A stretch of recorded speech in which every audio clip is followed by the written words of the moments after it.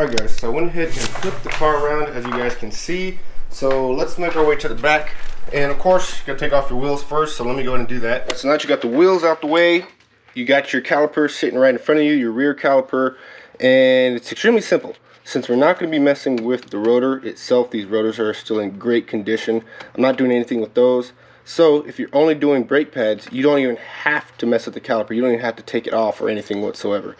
So we're only going to do the pads. So first things first, just like the front, you got these pins here. So we're going to go ahead and pop those pins out. Once again, be careful not to hit your calipers so you don't damage them.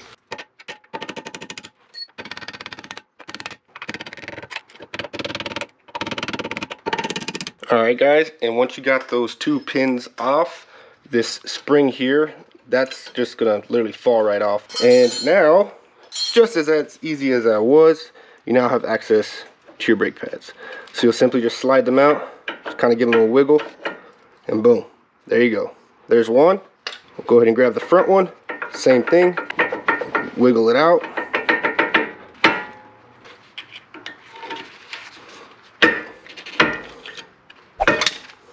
That was a little bit more difficult, but we got it.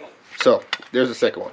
So now we got the brake pads out, you can get a good look or get a lot better look at their condition. Hopefully you guys can see these ones are actually not that bad, to be honest. They still got a decent amount of pad life. The surface condition is still pretty good, no cracks or anything. But one thing they do recommend is if you do change your brake pads out, you just do it in 4s. So over here, here's our new set by D.I.Y SPD, same as the front.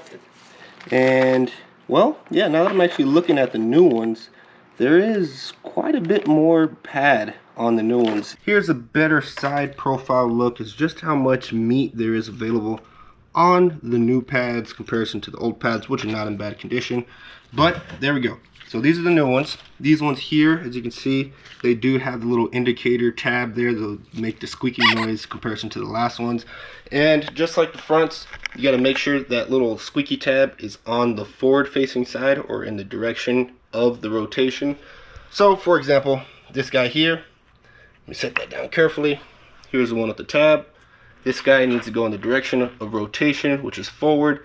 So it's going to be on the back side. This will be on the front, or I should say on the bottom in this orientation. But again, that's in the correct rotation of travel. One thing cool about this D.I.Y brake set that I bought, this guy also comes with the rear hardware. It's got the springs and it's got more pins. So we definitely will be using the new ones. So we're just going to jump right back over to the caliper, back over to the wheel, and get this guy on. Literally, all we're going to do is apply a little bit of silicone paste just to the back of this, which is just pretty much a brake lubricant. Slide these back in there in the orientation I showed you, and then I'll show you how to put the springs and the pins back in. So I cleaned around the brake calipers themselves a little bit with some brake clean, but other than that, we are ready to put the new pads in. Very light coat of silicone grease on the back, just like I said before, between the pistons and the brakes. Let's see if we can get these in without having to push the pistons back. And it looks like, nope, we got to push the pistons back. Real simple. Get you one of these little brake pad spreaders. I'll put a link down below. Just like with everything else in this project, I will have an affiliated link down below. And if you guys do purchase from my links, I do receive a commission, but it helps me do videos like this, and I say thank you guys.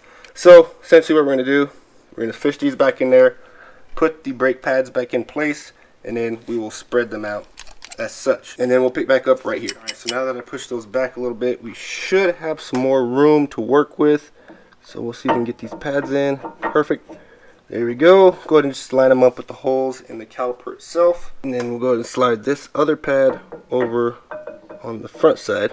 And again, line them up with the holes in the caliper itself. So the only really thing you got to pay attention to is on the springs themselves. They are directional. Actually, for some reason, these ones do not have the arrow. If you grab the old one, hopefully you guys can see on the camera, there's this little up arrow right there, and that up arrow corresponds to this little hole, or this little half hole here. You can see up is on the side of the round portion of this hole. So the same thing with this guy, that will be up in that case. These are going to go like this with that up arrow facing up, and then we're going to slide the pins through. So this is going to be a little tricky, especially if this is your first time, because as you would imagine, you got to get these pins, you got to go through the back of the caliper, through the top of the brake pads, in between these two lips here. So kind of like that. It's kind of hard to show you guys with one hand, but in between, just like that. And the second you try to go in between both of these, it's going to create a spring force and it's going to try to push these pads around. So just take your time. You'll get it. Do not get frustrated, because that'll make the project horrible. But nonetheless, let's go ahead and get going. I'll start with the bottom one and we'll go from there.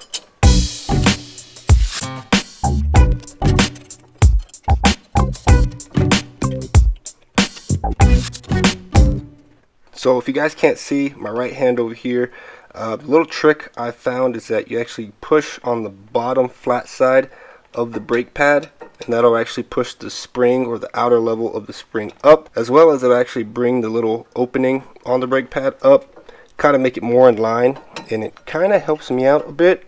I'm not going to say it's super easy once again, but that helps me quite a bit when I'm trying to do this tier. It actually looks like we are lined up. Alright, there you go. That's good for now. I'm going to focus on getting the pin through. A couple of light taps. And as you can see, it's coming through. So just a couple more love taps. There we go. So now I'm going to push the spring back over towards the center. Kind of got to wiggle it around a bit, because you got to get this lip on top of the brake pads, if that makes sense. Okay, now I got to get this other side of the spring up on top of the pad. There we go. Give it another push. Alright, there we go, and we're just about centered. Right there. Feels good. And then we're going to do the same thing on the top side. Sliding the pin from the back. Careful not to scratch anything or too much. There we go. That one actually did go in quite easier. And there we go. Actually, that went in a lot easier than the bottom side. Give it some love taps on the pin.